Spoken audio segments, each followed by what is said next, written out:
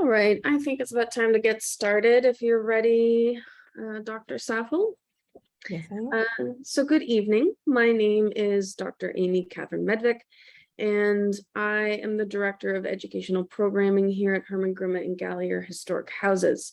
For those who are new, Herman-Grima and Gallier Historic Houses, managed by the Women's Exchange, preserves two 19th century New Orleans homes and, through their architecture, collections, and history, inspires discourse about our collective past and its relevance to our present and future. We invite you to come visit us next time you're in the French Quarter.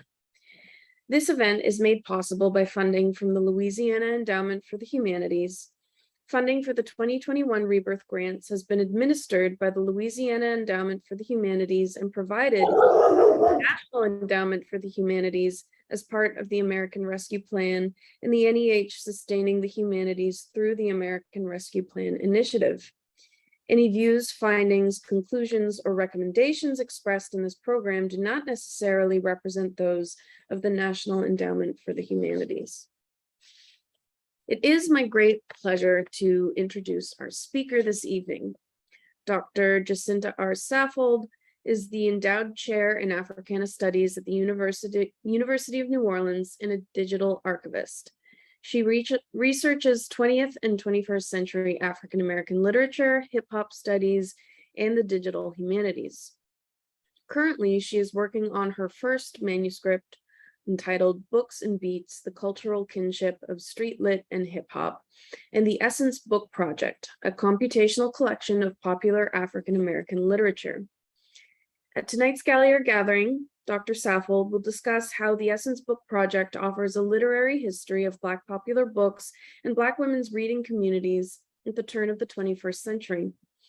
Connecting this material to the history of anti-literacy laws and Black reading practices from the 19th century to the present, and drawing from the Essence bestsellers list data alongside conversations with the most ranked author on the list, Sister Souljah, best friends turned co-authors Virginia DeBerry and Donna Grant, and matriarch of womanism, Alice Walker, Dr. Saffold's Essence Book Project allows us to better comprehend how Black women intentionally created space for themselves in the publishing industry, as well as the ways Black women creatively used books for labor and leisure. Please give a warm welcome to Dr. Jacinta Saffold.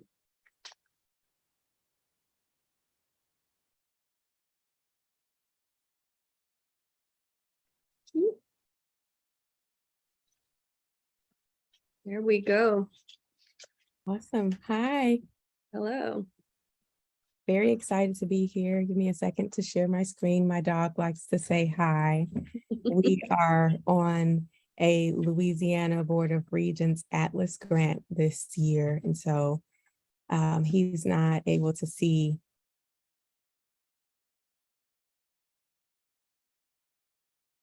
Usually says hi to them. So I hope that's not a problem. And that was him barking a little while ago. So sorry if he scared anyone. All right, let's see. There we go. I'm sharing my screen. Can you all see that? Awesome. All right, wonderful. So as Amy said, I will be talking to you tonight about a project that I've been working on since 2014, the Essence Book Project. It really is a project that focuses in on the turn of the 21st century. The 1990s ushered in a new wave of Black cultural production akin to the Harlem Renaissance. The confluence of rapidly evolving digital technology and the advent of social media expanded the ways Black people tell our stories. It also was a time of innovation for the Black culture market. In 1994, Essence, a magazine that believes Black women come first, celebrated its 25th anniversary by launching a monthly bestsellers list to support the boom in Black book clubs, fairs, and stores ushered in by Oprah Winfrey's book club, Terry McMillan's books to box off, and Terry McMillan's book to box office success. The list that was published in the magazine since 1994 to 2010 was a list compiled of sales data supplied by Black-owned bookstores in the United States and Canada. It was meant to showcase the reading priorities of Black communities. And though Essence ceased publishing the list in 2010 in the wake of the 2008 recession, the list has taken on a second life through my digital humanities work, the Essence Book Project, which is a computational archive of every book ranked on the list. My project leverages digital and social media to historicize the trove of popular books that entertained and educated Black communities as we entered the new millennium. So to give you a better sense of the sorts of things that Essence covers, I have provided a few covers of the magazine over the years. As you can see, most often a Black woman is prominently highlighted on the cover, and throughout the magazine, it is the same. Tonight, I will highlight how the Essence Book Project offers a literary history of Black popular books and Black women's reading communities at the turn of the 21st century. I draw from the bestsellers list data alongside conversations with Sister Souljah, co-authors and best friends turned co-authors actually, Virginia DeBerry and Donna Grant, and the matriarch of womanism, Alice Walker. The Essence Book Project allows us to comprehend how Black women have intentionally created space for themselves within the publishing industry, as well as the ways that Black women have creatively used books for labor and leisure. Before we delve into the early data that I want to share with you tonight, I would like to extend a hearty thanks to the Herman-Grima and Gallier Historic Houses for hosting this conversation, and the work the museum is doing to bring to light the experiences of enslaved persons whose lives were severely restricted by the social and legal expectations of the day, which included strict anti-literacy laws. Having a talk about how contemporary Black women have used books for labor and leisure here specifically and online feels like a small act of restorative justice for those who have come before us. So again, thank you for holding this space tonight. Second, I would be remiss if I did not begin with a fuller depiction of Essence as a magazine and a hub for Black women's intellectual and cultural pursuits. As previously mentioned, the bestsellers list for Essence, the bestsellers list that the Essence Book Project is based upon was established in 1994 to help commemorate the magazine's 25th anniversary in print. That year, the magazine also launched its Festival of Culture. Essence Fest, from its outset in 1994, has always been held in New Orleans. The Festival of Music, Art, and Culture is still going strong today and brings some of the biggest names in Black popular culture to the Crescent City every 4th of July weekend, with many festivities happening around the corner from the Herman-Grima and Gallier historic houses. It's an honor to have this conversation where Essence Magazine has chosen to home its cultural and interpersonal hub. Now, on to what we all have gathered here tonight for.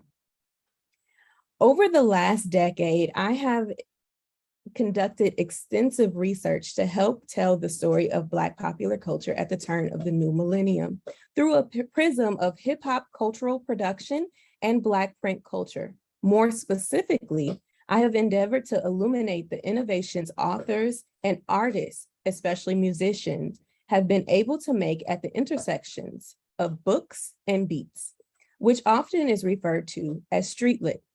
To give you a definition, street lit is an urban African-American contemporary literature genre that straddled the 21st century and used technological innovations in home computing and micro-publishing to extend and expand the African-American literature tradition to include the hip-hop generation and beyond.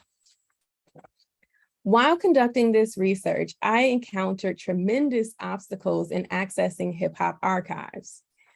The most formidable was at the Library of Congress, where I shuffled back and forth for over 2 years, attempting to access hip hop magazines like Vibe, The Source, and Double XL. Constantly being told that they were either lost, sent out for rebinding, or were moved to a different building right before I got there, very conveniently. This inaccessibility prompted me to expand my magazine research to other contemporary African-American magazines like Ebony, Oprah's O Magazine, and of course, Essence. And when looking through the issues of Essence magazine, I noticed consistently that it included a bestsellers list in every single issue that I was looking at. And on closer inspection, I realized that the list had overwhelmingly included street lit titles that I was interested in having more information about. These titles often were precluded from other national lists like the New York Times bestsellers list or Oprah Winfrey's book club list. In addition to the list including contemporary urban fiction titles, the list was also generated solely by the sales data from independent Black-owned bookstores in the United States and Canada, which meant that it prioritized the reading practices in Black communities specifically. Here is an example of a list that would be found in Essence magazine. This one is coming from March 2001. The Essence bestsellers list was generated by the Blackboard list, a Black woman-owned company, and was circulated in the magazine. So when it first began, it was mainly produced by a woman named Faye Childs and her Blackboard list. In 2001, in an attempt to streamline the list and address some of the ongoing concerns about the integrity of the list, Essence magazine deemed it appropriate to move the reporting in-house. And after that move in 2001, the list began to include the reporting stores that the data was coming from. And so I just want to give a close-up on what stores were reporting for the March 2001 issue.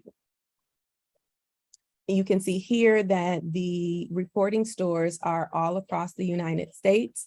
These often were varied month by month to make sure that the list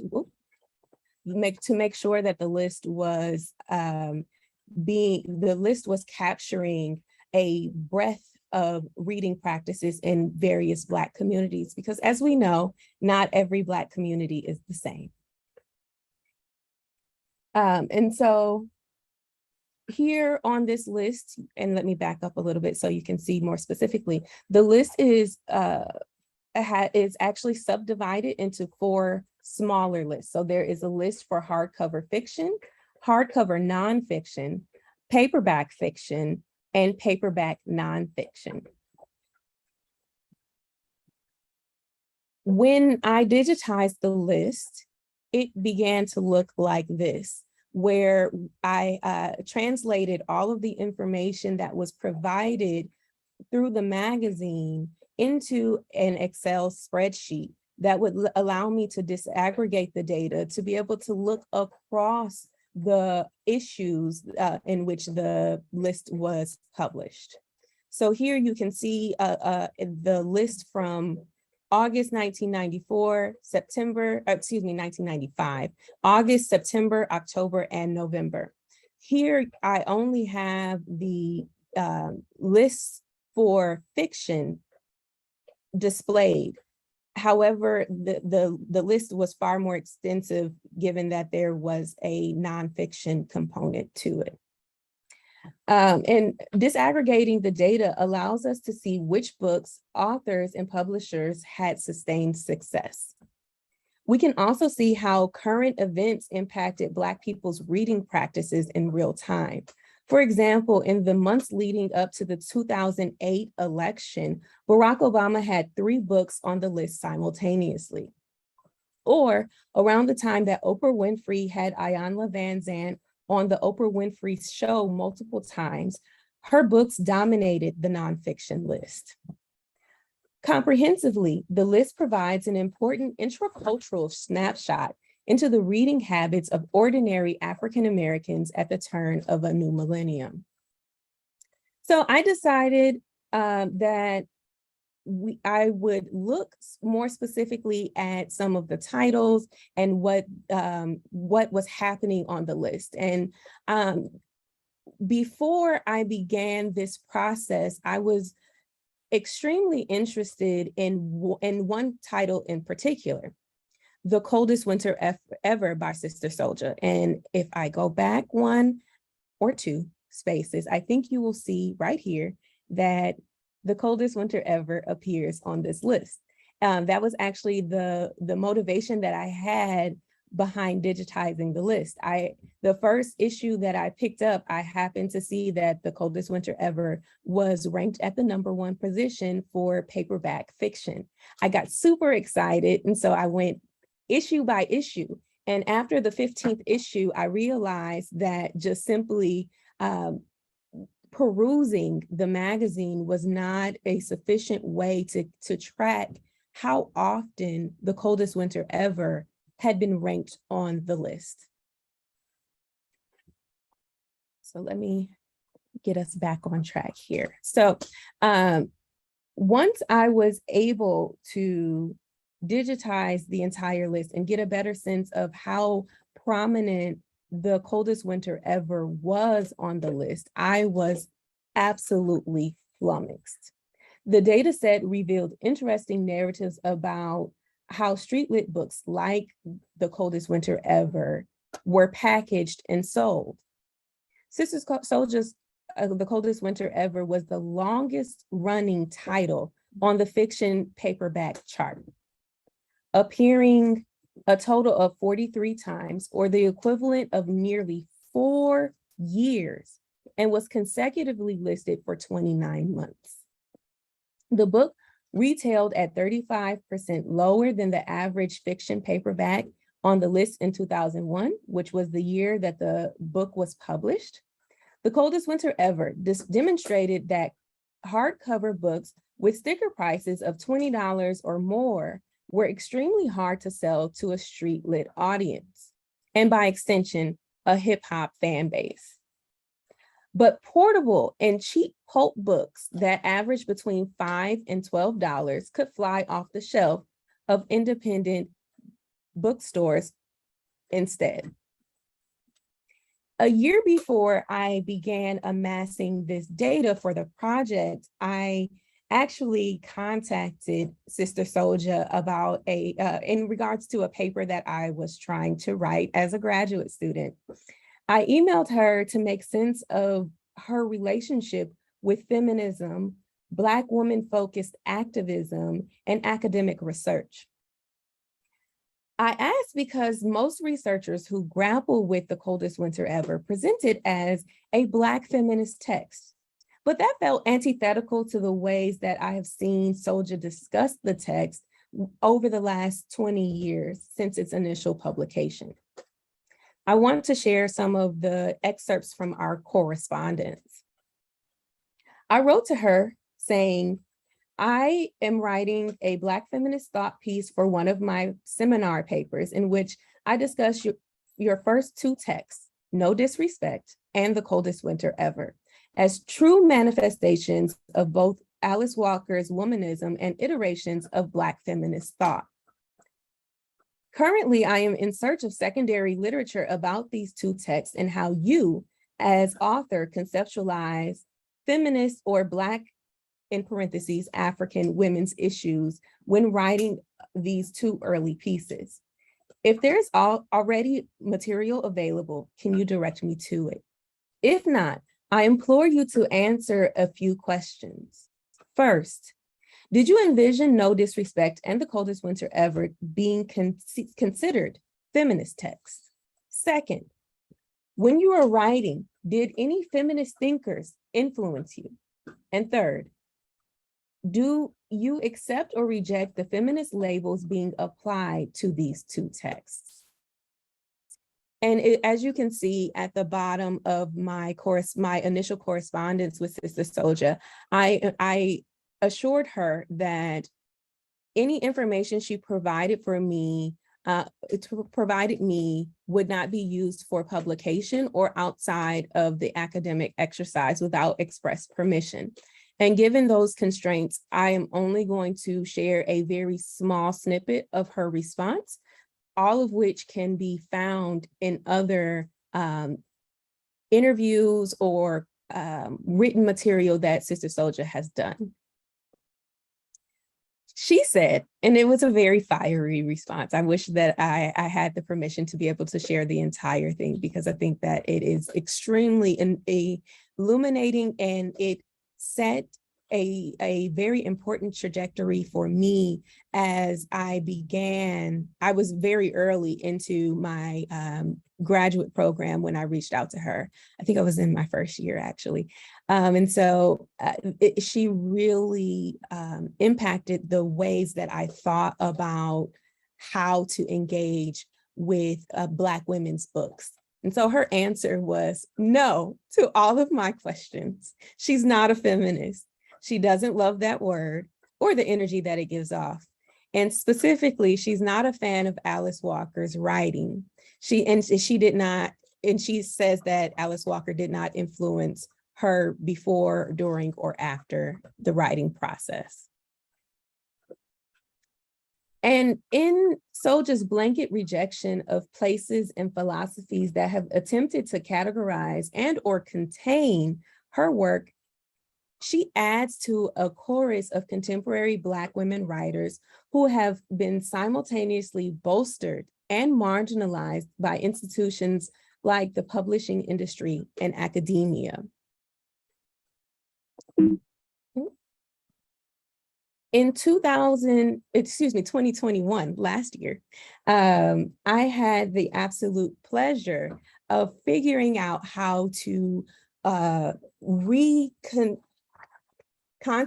the Essence Book Project in light of the pandemic. I had a slate of talks and invited lectures that I was supposed to travel to right as the pandemic began.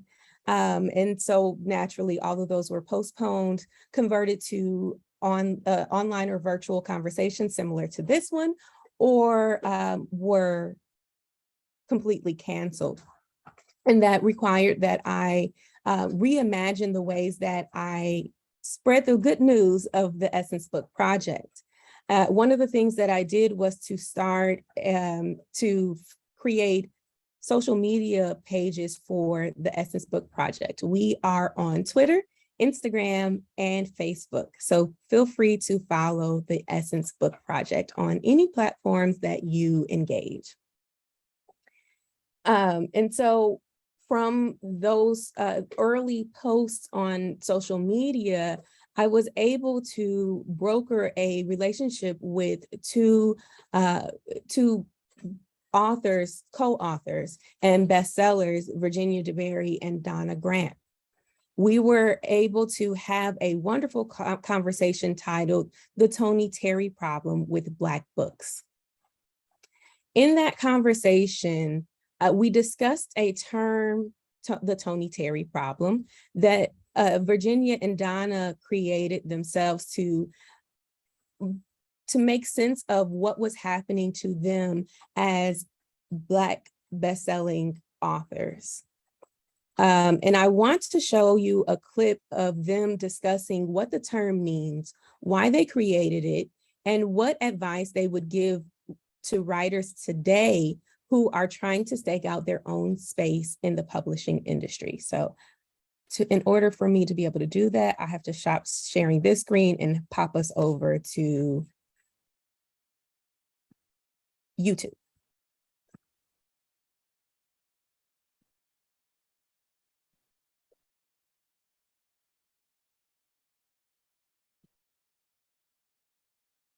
I think that's a perfect segue into why we are here, the title of this talk. The Tony Terry problem is something that you all coined, and I think it's a very apropos term. Will you walk us through what the term means, how you came up with it, and what advice you can give to writers today who are trying to stake out their own space within the publishing industry? It happened when our agent was first shopping around the manuscript for Trying to Sleep in the Bed You Made. And editors would read it and be confused because we were neither Toni Morrison in that kind of literary sense, nor were we Terry McMillan in a kind of sister girl way. And so they didn't know what to do with us. Like, what lane are you in? What category is this? And it's kind of like, well, why are those the two options? Is that the only place we can be? They kept saying that our work was too literary to be commercial, but too commercial to be literary. And so there wasn't really a space, and they would pass on it until finally our agent found an editor who said, I don't care what you call it. I love this book. I love their work. I want to buy it. Mm-hmm. And in talking about the challenges that we had with the manuscript, which we actually sold back in the day when you could sell a manuscript on an outline and 3 chapters. Yeah, actually, yeah, we really go back a long way.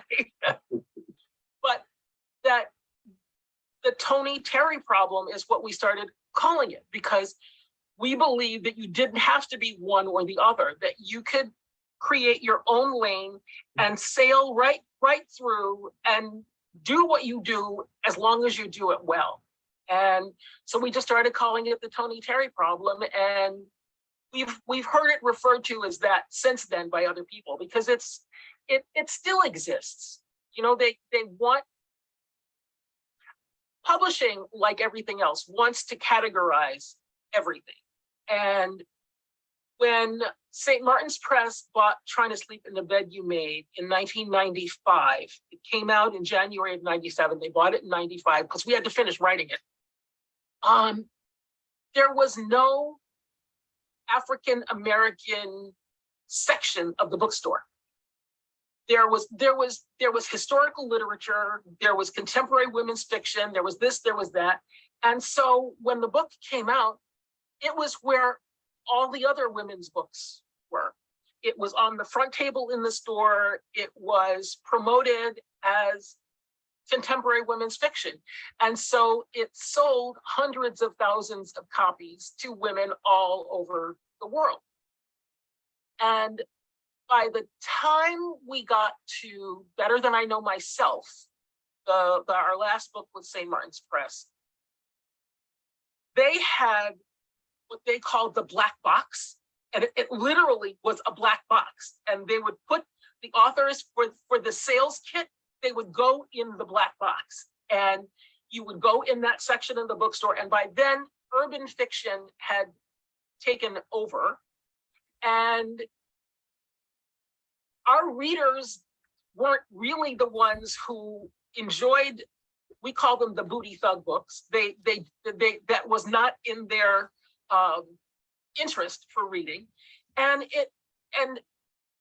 over the course between 1995 and 2004, which is just under the decade, we watched our audience shrink. And at the same time, all the publishing houses were coming up with their Black imprints, and they were hiring Black editors. And what it really did was create a segregated environment, but people didn't think it was that. Everybody thought it was great because now we have our own, except that when the shine wore off it became much easier to just cut that division and let those editors go and let that imprint go. And now almost none of those imprints exist anymore. So the Tony Terry problem created a whole lot of circumstances that we're all still dealing with the ramifications of. Yeah, and it's not to mention the fact that the authors then would get pressure to be writing what the publishers perceived was making the most money. So we would get these suggestions that we make our books more urban, whatever that meant, and have more kind of racy content. And it's kind of, you know, not everybody is reading that. And there isn't a reason why we all have to write the same book. That's the whole point, having a variety of people working, that you can find your lane and you can pick and choose and you can go from lane to lane if that's what you want to do. But we don't all need to write the same thing. Suggested to us during this time that, okay, if you don't want to go more urban and you don't want to add more sex, then you can write under another name and you could pretend to be white. And it was kind of mind-boggling. It's like, what? And yes, editors actually said that to us, which of course we did not do, because what does that actually say? That what does it say about our work? That if we're going to write what we write, that it's too white to be considered Black. It's like, but the characters are, it was just confusing and demoralizing and infuriating. I will stop us here. And I will also add to the chat the link to the entire video. Forgive me, I'm doing the professor thing and giving you extra sources if you need them. Hold on, I lost something here. Not sure what's going on. Hold on. Okay. And here is the link.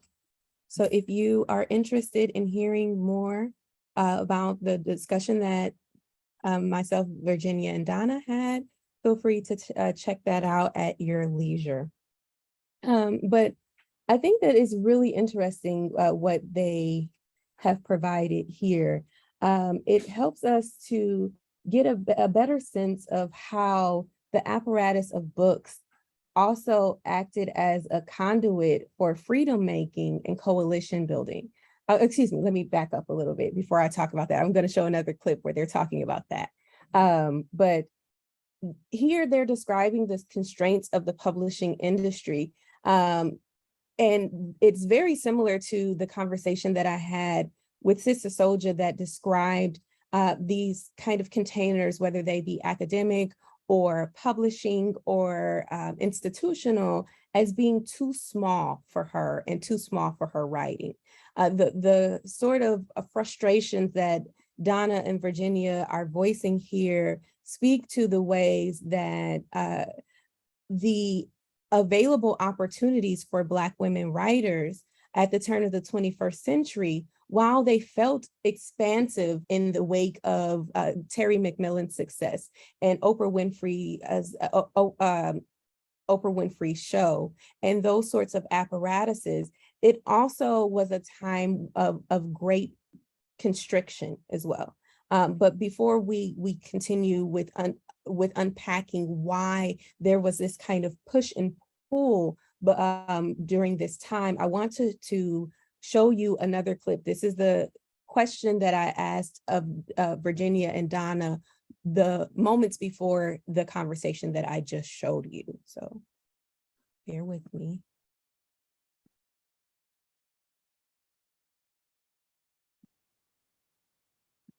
So much on my screen. Hold on. I have to move things around so I can get us to the right place.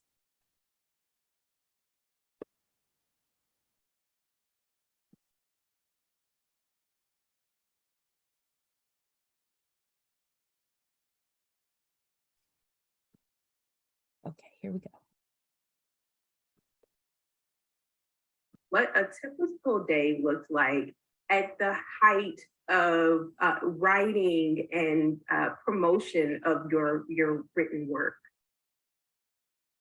Well, first I will say that we really do write together. That is like the optimal situation.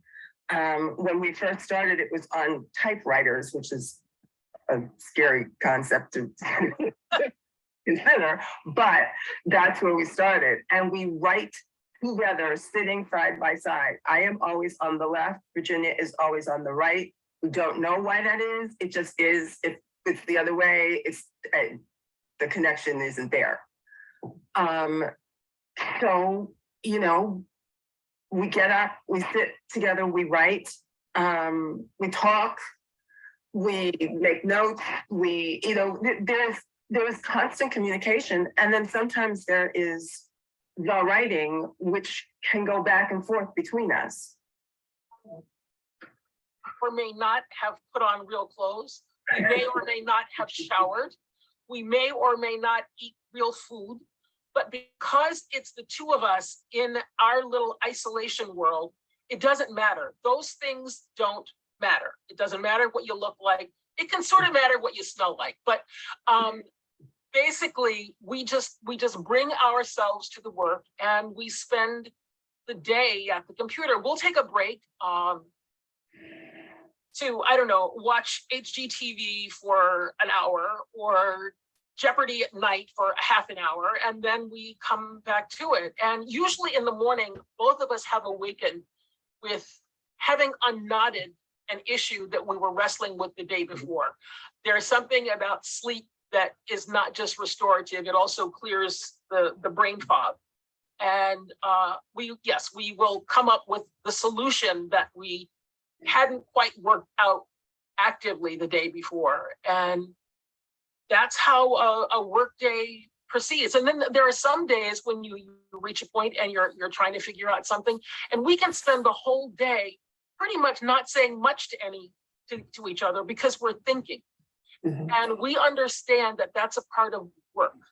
Whereas if you are around other people, they think when you're quiet, you aren't working. They don't understand that 70% of writing is thinking. 30% is getting it down, but that 70% where you're thinking, we can go hours and not say a word to each other because we're each trying to work through something. And that would be a work day. So promotional days, that's a whole other thing. We had great promotional tours with Trying to Sleep in the Bed You Made. We toured 19 cities in 21 days on our first book tour. So we were completely silly and punch drunk at the end. But, you know, in a typical day, it would be 2 chain bookstores, at least 1 independent bookstore, 1 radio interview, 1 newspaper interview, 1 TV interview. And then you would repeat that in the next city. And that was, it was crazy, but it was wonderful. And this was back when you had we had a stack of airline tickets like that. That's how they were sent to us. There were no digital tickets. We didn't have cell phones.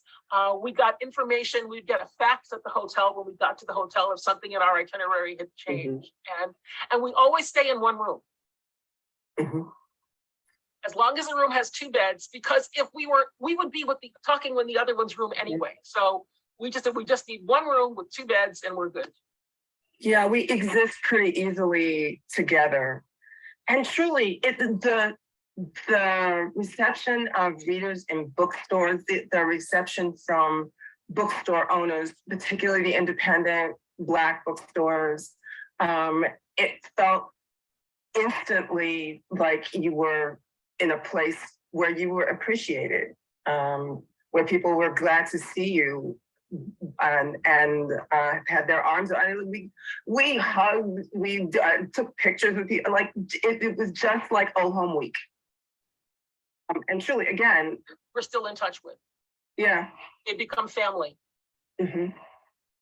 Really awesome to hear. It's really awesome to hear. When I was digitizing the Essence bestsellers list, I was convinced that list of names was not just a list of names. It was a ledger of a community and I got the sense that all of you and all of your wonderful individuated splendor would come together. I remember going to Black Book Expos as a little girl.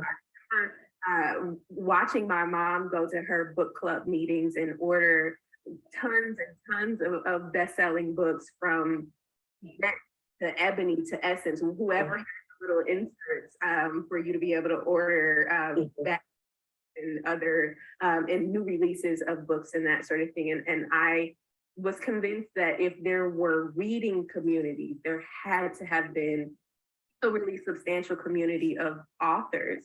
Is that your experience, or was it more of a situation that you guys were? I will leave it there. So if you are interested in hearing more about that, the link again is in the chat. So let's pop back over and share for, I'm not sure what's going on here in this show, so I can get us back into the PowerPoint. These are the woes of being virtual. Okay, here we go. And so the era that Virginia and Donna are describing can really be understood as a national moment of growing pains for as the Black popular culture ascended to becoming American popular culture, or more specifically of hip hop shedding limiting expectations of being a fleeting trend or fad. This was a chance to fulfill lofty promises of desegregation, integration, and the civil rights gains of the 1960s. The reality of which intimated the ways that progress is woefully uneven and is often met with gruesome opposition if successful. So in the ways that the bestsellers list and this boon in Black publishing flowered a tremendous community of not only Black authors, but also Black readers, there was a very stark backlash to that growing community that eventually led to the destruction, of that community in the ways that it was constituted in the 1990s and early 2000s. Notions of success and the Tony Terry problem bring us to the most recent interview that I have conducted with Black bestselling authors. In May of this year, much to my surprise and the surprise of my students for a class that I was teaching called Womanism, Black Feminism, and Other Ways of Knowing, I had the absolute delight of interviewing the incomparable Alice Walker. Walker is best known for her 1983 Pulitzer Prize winning novel, The Color Purple, and the ensuing film adaptation of the same name. Ms. Walker is also a mother architect of Black women-centered praxis with the conception of her term womanism, accompanied by an extensive bibliography of fiction and nonfiction works centering Black women. In the terms that Donna and Virginia outline, Alice Walker can be understood as a Tony on the Tony Terry continuum. Though I must insist that we not use this as justification to conflate the works of Toni Morrison and Alice Walker. They are simply too great in their respective own rights to be containerized in such a small field. And I must say, my feelings are still very, very hurt by the loss of Toni Morrison. She was a titan within the sphere of Black women writers, and she will truly be missed. My conversation with Alice Walker was in promotion of her latest book, Gathering Blossoms Under Fire, The Journals of Alice Walker. In full transparency, I did try to have this talk co-sponsored by an academic association that primarily focuses on books and bibliographical concerns. The association ultimately declined to host our talk, considering the anti-Semitic allegations levied against Ms. Walker on social media in the last few years. The interview was therefore solely sponsored by the Black Women's Studies Association, of which I am a co-founder. In the time leading up to the talk, the Black Women's Studies Association, myself, and the other co-founder were all Twitter bombed repeatedly by Ms. Walker's accusers. Admittedly, this put me in a very difficult position, and I was only buoyed by the fact that I found myself in good company with other Black women's studies scholars who were utterly surprised by the allegations and having a hard time grappling with the inconsistencies of Walker being married to a Jewish man in Mississippi at a time when it was extremely dangerous to do so. Walker being hypercritical of all organized religions as an act of love, in her words, and also her repeated denunciations of these allegations. I want to play you a clip of Ms. Walker discussing what she has done and recommends that others do in the wake of such divisive accusations. There might be a little lag on this video, so apologies for that. From students. So our first question from the audience is coming from Nika Denny, our co-founder and current president of the Black Women's Studies Association. And she said, from her role as president of the Black Women's Studies Association, scholars and activists often highlight coalition building as an important strategy for navigating our political climate. But it is not without its challenges. As a Black woman who has recently faced allegations of anti-Semitism, what do you see as some of the difficulties that marginalized groups face in being in solidarity with one another? And how best can we work towards collective freedom? Well, I think you have to trust your own experience of everybody's work and what they're doing in the world. You know, trust yourself. If you allow other people to determine what someone is about and you are silent, that hurts you. You have to really learn to, you know, have coalitions, of course, and work with people you can work with. But you have to also, you know, be very clear about, you know, what you are willing to believe, you know, and what you're willing to accept from them.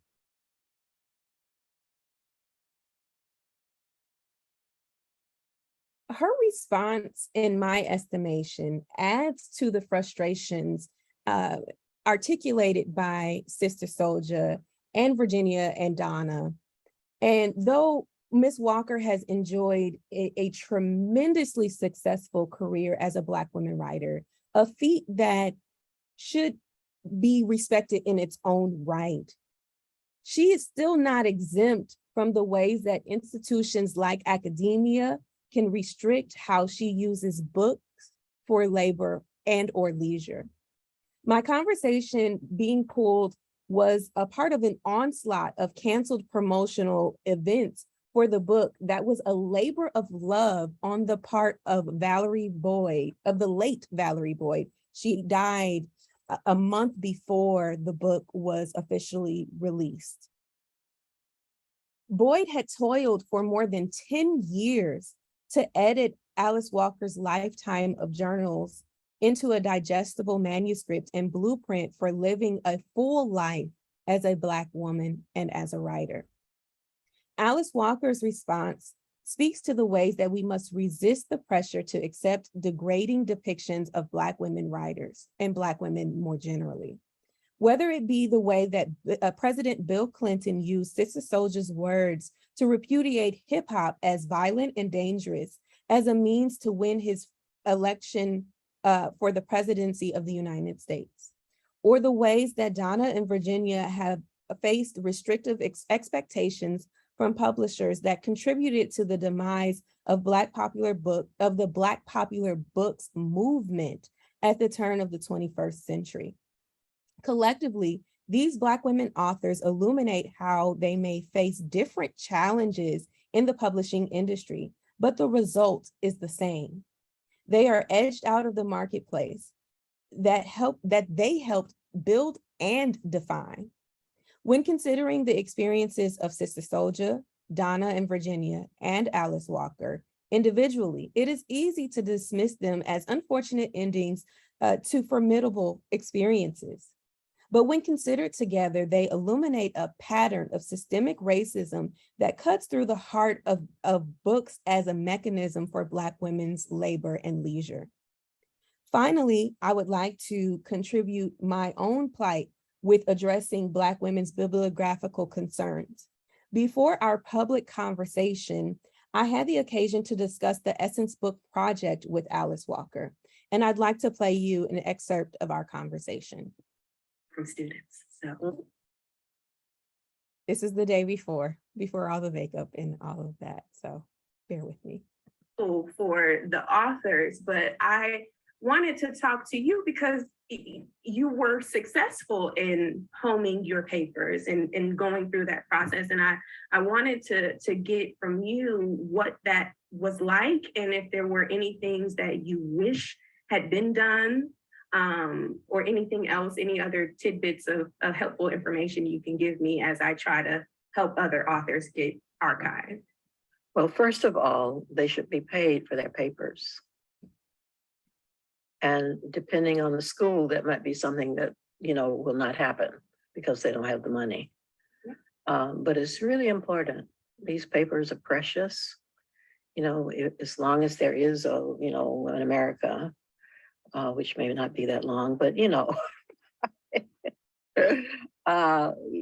are really, substantial in terms of understanding it. So that should be a really clear early conversation. And if there is no money, that should be. I'm not sure what happened. It was close to finishing anyway, and I purposely cut the clip short. And that's important because she went on to give me very specific instructions on how best to help other Black bestselling authors get archives and to be able to preserve their work for generations to come. To borrow from the narrative life of Frederick Douglass, I will not intimate the details of how she archived her work so that we may leave the door open for those who will follow behind her. But what I will say is that I have faced tremendous difficulty in finding academic buy-in and institutionalized support for this work, for the Essence Book Project work, despite us being in a moment when Black popular culture is more in demand than ever in academic and intellectual circles. Nevertheless, I still believe that the Essence Book Project is an important curative tool to celebrate the incredible feats Black women writers have accomplished over the last 30 years.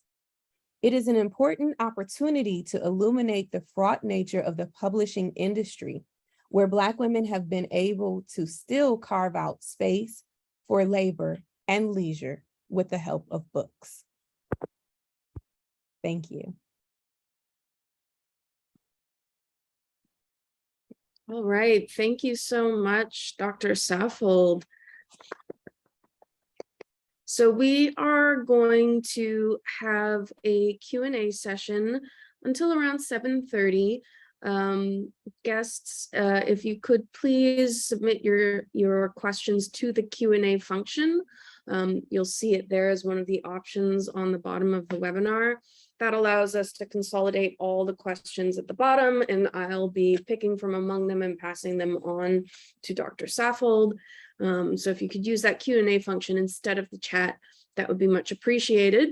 And while we wait for questions to come in, I have a few of my own to kick it off. So one question that I had was, could you elaborate on the sort of artistic relationship between street lit and hip hop? Are they simply both being created within the same communities, or do they influence or merge with each other in terms of aesthetics or practice or anything like that? Absolutely. I see street lit and hip hop in all of its cultural production forms, whether that's music or dance or graffiti or even fashion, foods, all of the kinds of leisurely activities that hip hop artists have created, like the 40/40 Club that Jay-Z created years ago. Those sorts of things, I see all of them as coming out of the same cultural milieu. I think that Sister Souljah is a wonderful example of that. Before she was a best-selling author, she was a raptivist, which is her own term, where she combined the hip hop tradition of rap and the longer standing tradition of African-American activism together to be able to bring attention to various issues that plague what she terms African communities in the United States. And I do see that The Coldest Winter Ever, No Disrespect, and the onslaught of other books that she has written since are intentionally pulling from that kind of cultural experience that made hip hop popular. It seems that there's probably the grounds for an especially fruitful relationship, given that hip hop places so much emphasis on language and poetry as part of the art form. Absolutely. And I see something very interesting that happens, which I term as remixing across cultural mediums. So oftentimes concepts that are popularized in hip hop songs and videos are extended within street lit novels and nonfiction works, most often those works that are semi-autobiographical. And oftentimes, and today we're seeing a lot of those works translated into film and television. Yeah, so fascinating. So we have a question from an audience member here. They said, Jacinta, your work is so important. Thank you for forging new ways of understanding the history of Black women writers. Do you think you will be writing and publishing a book on your interviews with Black women writers in the future? I am very hopeful to have more interviews with Black women writers and more generally Black best-selling authors and however they identify. My ultimate hope is that these interviews can be archived alongside the papers of Black best-selling authors, a number of whom have intimated to me that they are having tremendous difficulty in finding institutions that will take their papers. And so that is my primary goal with this work. But I do see publishing that work. I do see the utility of publishing the work in ways that make the archive more accessible to a more general audience as something that is important as well. So yes, I hope to do all of it. Yeah, that'd be fantastic. So we have another question here. So this person writes, I definitely want to write a novel on my teaching experiences in special education in Brooklyn and Hawaii from an African-American perspective, but want to write it in a way that can be used in the universities that can encourage the next generation of teachers. How do I go about that? That's a heavy question. That's a really good question.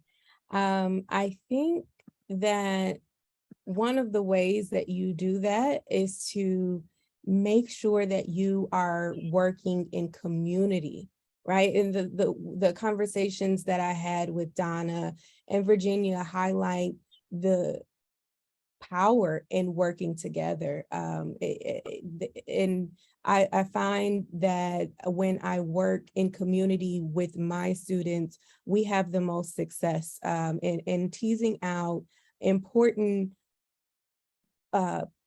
points to them, right? And so I often find that even though I like to think that I'm not too much older than my students, I find that there are generational shifts and changes that really reorient the way that various generations think about the same issue.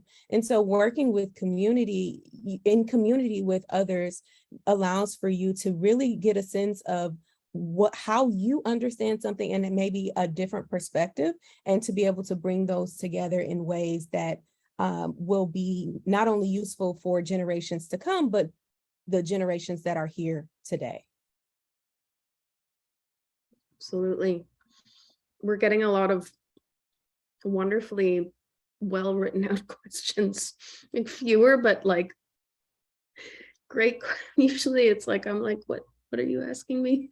So this next question says, both the focus and your approach to scholarship centers the sacred and vast experiences of Blackness in a way that does not prioritize respectability as a necessity to be considered canon. What advice would you offer to other scholars interested in doing public scholarship that lovingly centers their lived experience outside of the white gaze? Oh, thanks for that question, Kelsey. Yeah, that's why I was just and it's great to see you here. I'm glad that you were able to join us tonight. It's an honor to have you here. I don't need to tell you this, but tough skin. I think tough skin is the best way to do it. I expect a lot of rejection, but understand that rejection oftentimes is not an indictment on the work that you are doing, the merit of that work. It is more often reorienting you towards where you ought to be in the first place. And understand that when you are doing work that is intentionally working against the grain, you should expect for it to be an uphill battle. You should, it's the unfortunate reality. I say that you should expect these things, but I do want to caveat to say that I hope that we will get to a place where innovation, working against the grain, those sorts of things are not seen as things to oppose or to make difficult, but to encourage, right? And it's difficult oftentimes because there is friction between even the pursuit of knowledge, understanding that oftentimes the pursuit of knowledge is mainly focused on figuring out what we don't know, not what we already know. And so even though it's harder work to present new work or to do it in a way that is not as clearly defined or readily accepted as more traditional methods of dissemination, it is work that is worthwhile. So as long as you have tough skin and community of people who have your back and will let you know that you need to keep going, even in face of the rejections and those sorts of things, I think that you will find that the work is certainly worthwhile. Yeah, fantastic answer. That really pokes a hole in the balloon of the very common discourse in academia that the value of your work is reflected in how much grant money you can get for it and how legible it is to other people. And that's explicitly and implicitly kind of always conveyed to grad students that you need to find a topic that's relevant, and you'll know it's relevant because other people are going to get it and be interested and want to give you money. And looking back with a longer historical view, we know that's not true. I couldn't agree more. Yeah.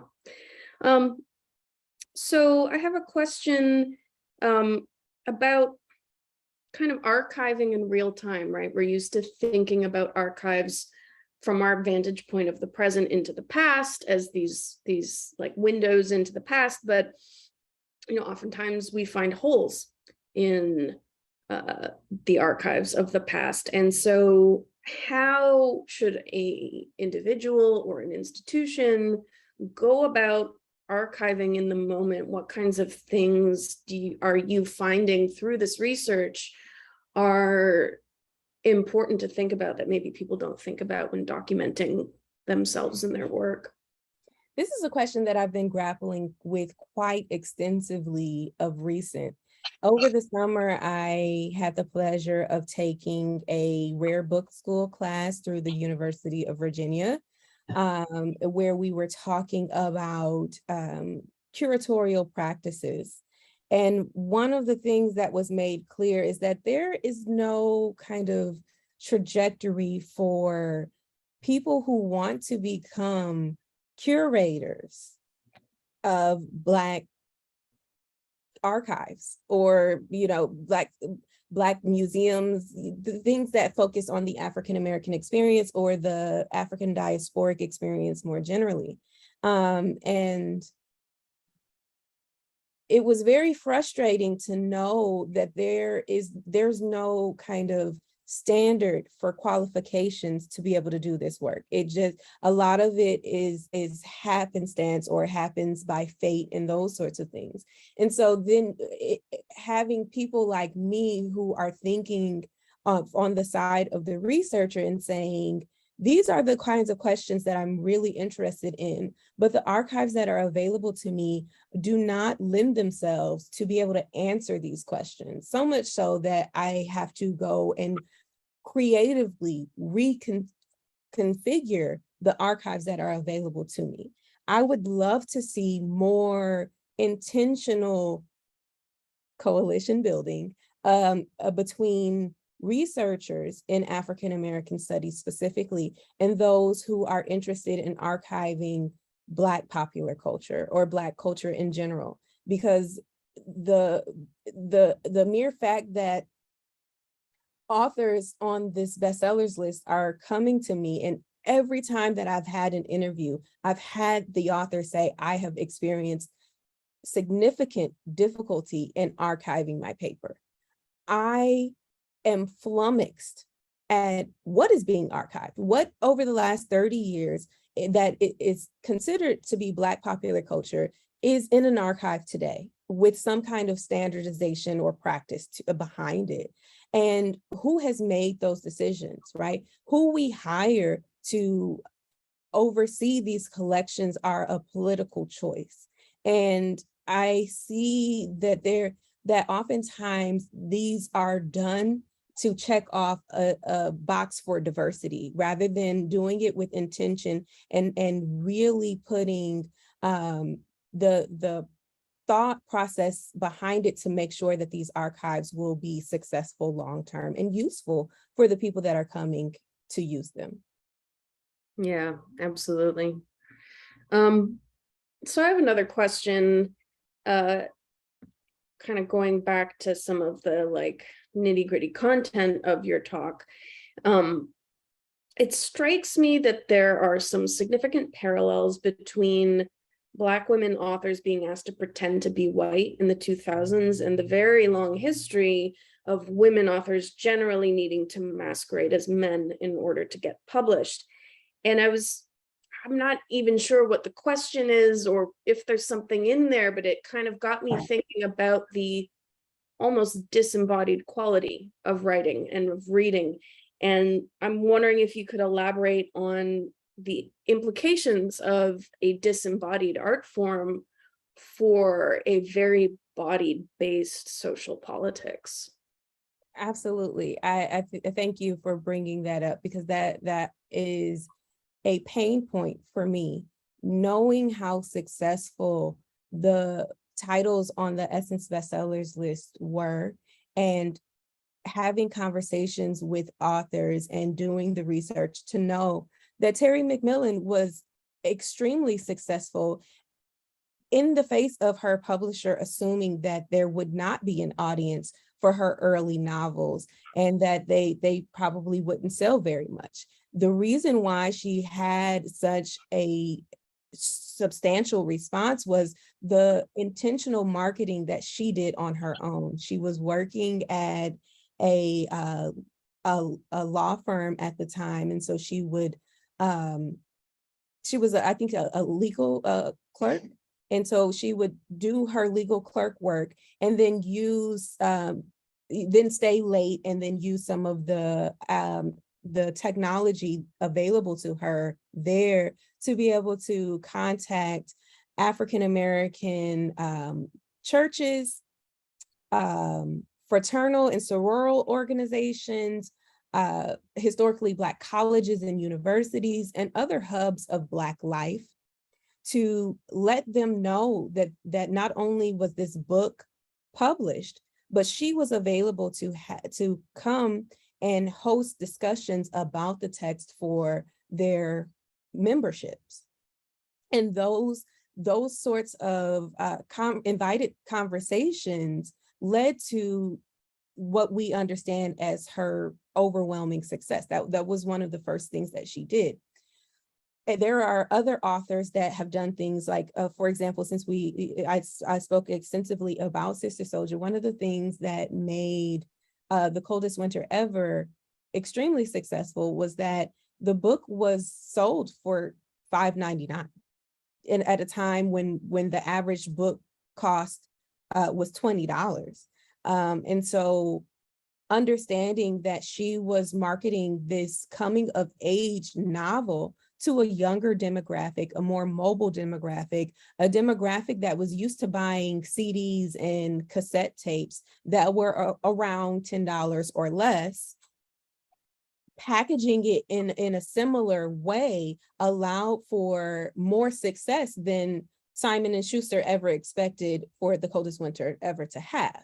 And the frustration then becomes, I see how publishers saw that success and thought that they could take these books, pluck them outside of these intentionally curated networks of promotion, and think that they would still be successful. And when they were not, it was deemed that the whole thing is not a success, not realizing that the promotion and the book were a package deal, and that if you were intentionally working in community with the authors and to understand the ways that books move through Black communities, you would have a different response to, whether you deem this book commercially successful or not. Anybody have any other questions to submit? I have a couple more of my own, but I don't want to dominate the conversation. Well, I mean, I want to a little, but I won't. Well, if no one has one for now, I'll continue with another question. So obviously I encountered this. I wasn't researching authors so much as like musicians, but information on creators, on content, on industries is usually easier to come by. It's much more archived than information on audiences and readers and people on the receiving end. I'm curious, have you come across any sources on readers and how they're engaging with the books and how they're using them and what they think about them, beyond the sales data in the Essence list?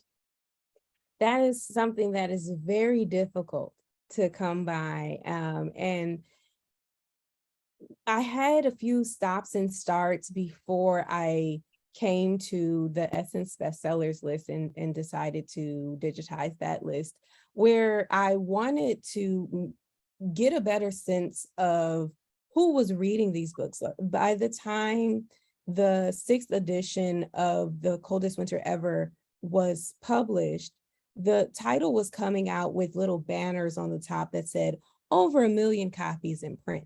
And I really wanted to know who bought those 1 million copies? Who are these people? Because we were in a moment where hip hop was moving to the mainstream. And there was an assumption that the overwhelming consumption market for hip hop were other Black and brown youth. When we delved into the data to see, you know, who was tuning into MTV for the music video releases and who was buying gangster rap in record numbers, we saw that it was more middle America, suburban young people, those sorts of demographics that we didn't really expect to see. And so that was something that I really wanted to know. One of my stops and starts was I had devised this whole plan to poll various metropolitan public library systems to see which locations specifically were checking out books like The Coldest Winter Ever, or Trying to Sleep in the Bed You Made, or those sorts of books, to get a sense of who's reading what, and to be able to extrapolate from the demographical data from different communities to know reasonably, you know, there are this quantity of African Americans or Asian Americans or whoever, you know, the demographics that represented for those communities. Unfortunately, that's not how library records are kept, or at least that's what I was told. And so that kind of information, like I said, is very difficult to get. It is really interesting that the reader reception is something that is very important in this kind of cultural moment at the turn of the 21st century, because book clubs were so popular, right? With the Oprah Winfrey book club segment, we saw book clubs popping up everywhere, and some of them were constituted online, some of them were in person. You know, some of them had themes like, you know, they had some kind of religious focus to them, or some of them were specifically meant to help Black women through the ordinary struggles that Black women face on a day-to-day basis, those sorts of things. And because the book clubs are really a place to have conversations and to be able to unpack the text, it became very important, this line between how successful the book was and how often the book came up in conversation. And that becomes a difficult thing, because how do you measure how often a book is had in conversations between individuals? Yeah, it seems like it's maybe a bit more of an anthropological question than a sociological one. Like, maybe we don't know how often, but when it happens, what's it like? Right. You know? Absolutely. Right. Yeah. And so I had to constrain the field of which I approach this work, and to understand that I won't be able to piece together all of the answers, but using archives and what is available to me in creative ways to be able to stitch together this kind of patchwork of this cultural moment, I think it will get us closer to the goal. Mm-hmm. So to follow up on that, I'm curious if there were sort of any unexpected insights about the readers that you're able to glean kind of by reading between the lines of the list itself, similar to what you were describing, but I don't know. Yeah. So one thing that was really interesting to me, given that I have extensive training in African American studies, I was an African American studies major in college, and my graduate school program was specifically in African American studies. The Souls of Black Folks by W.E.B. Du Bois is oftentimes presented as the premier 20th century text for African American studies. It is one of the ways that we anchor the field. But the Essence bestsellers list had The Miseducation of the Negro by Carter G. Woodson ranked more times than The Coldest Winter Ever by Sister Souljah on its nonfiction list. that is very interesting to me because it points to a kind of division between what academics deem as the important works in Black culture and what people who are coming from Black communities deem as the most important conversations about, the Black experience. And I think it's really important to note that the time that the miseducation of the Negro was extremely popular on the list coincided with a lot of George W. Bush era policies about No Child Left Behind and hyper testing and other things that left Black communities wondering if these policies were contributive to Black communities or would cripple Black students. And so getting a sense of what education has been, especially in the sense of Blackness, and knowing that we are descendants of people who were intentionally kept from being able to obtain an education, I think really points to the ways that, of course, the miseducation of the Negro should be immensely popular. And when you pull back a layer, it's also interesting to note that Carter G. Woodson created the publishing house, Associated Publishers, that originally published The Miseducation of the Negro as a way to popularize Black history among Black communities. Because up to that point, Black history was told from the vantage of the victor, which oftentimes presented very racist depictions of Black people. Yeah, that makes a lot of sense, and that's really fascinating. So we just had another question pop up in the Q&A. So you mentioned that African American stories are not archived at the rate of white counterparts. How do we begin to increase that? What is the criteria used for EA novels to become archived? I'm not sure what EA stands for. If we alter or add anything in order for the African American to become archived, does that lessen its value? European America. Gotcha. Okay, I was moving over to see the question, so I made sure I could understand the EA part. Okay, give me 1 second.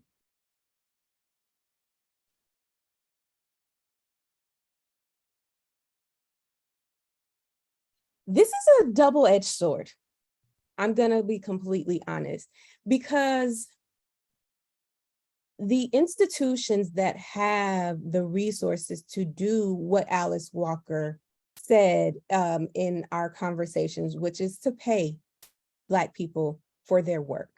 Because she said that it's really important to pay Black people for their work, because if you don't, then somehow that work is considered to be less meaningful.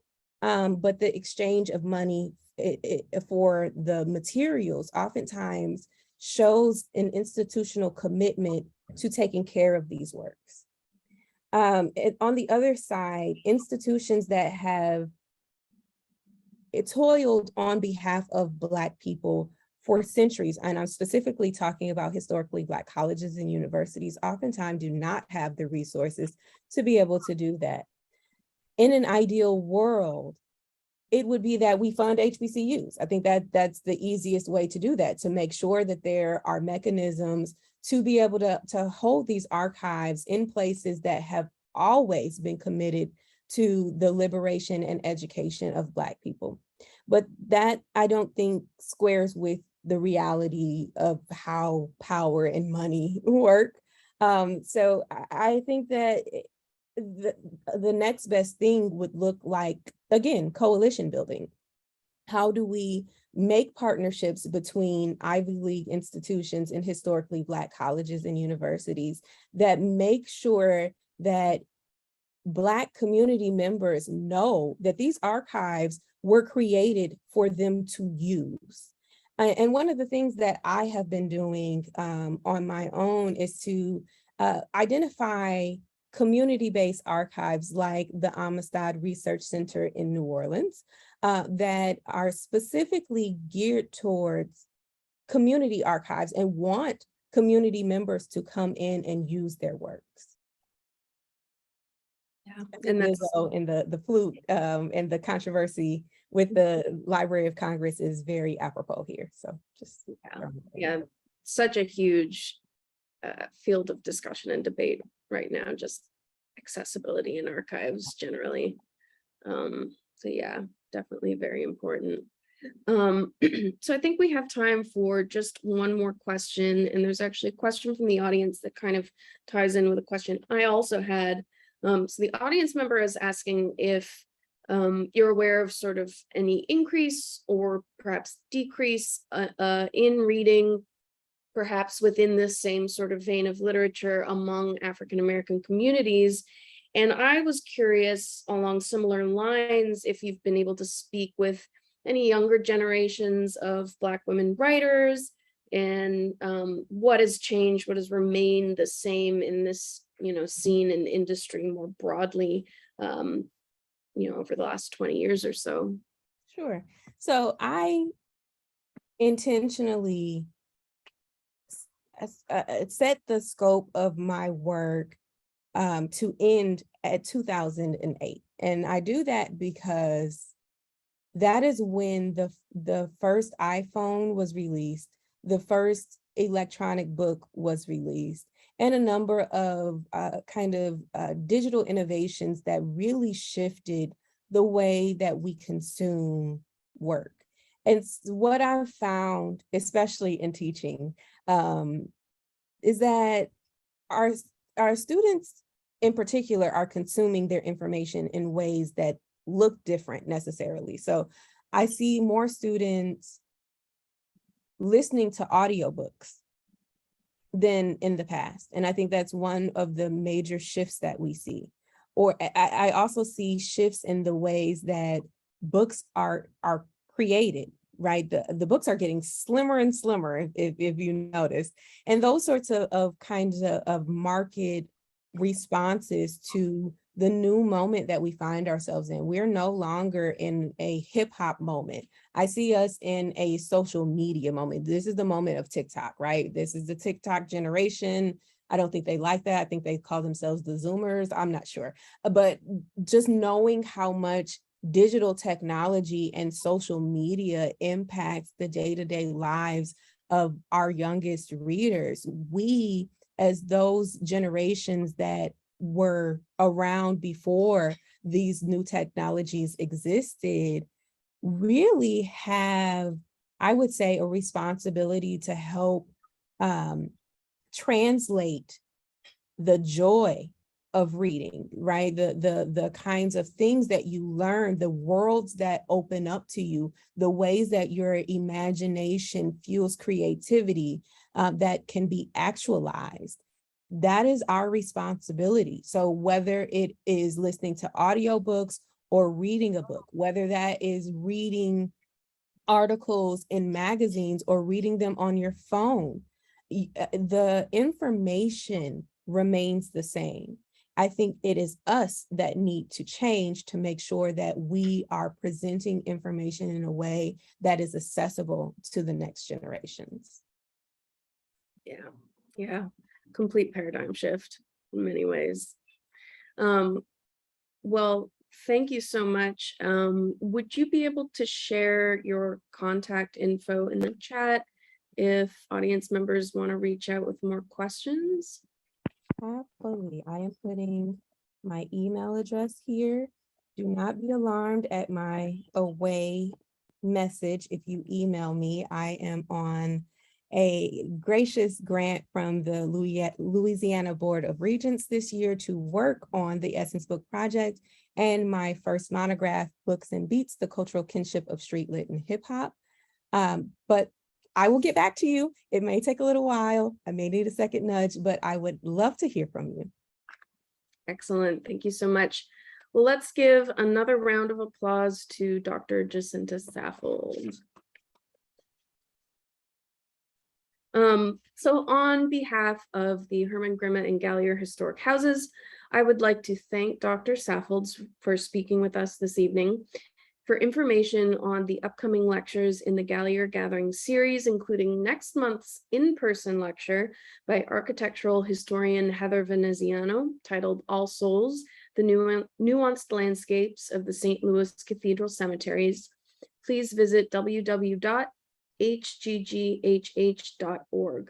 I would like to once again thank you for your continued support of our museum, and we look forward to seeing you at our next Gallier Gathering. All right. Thank you. Good night, everyone.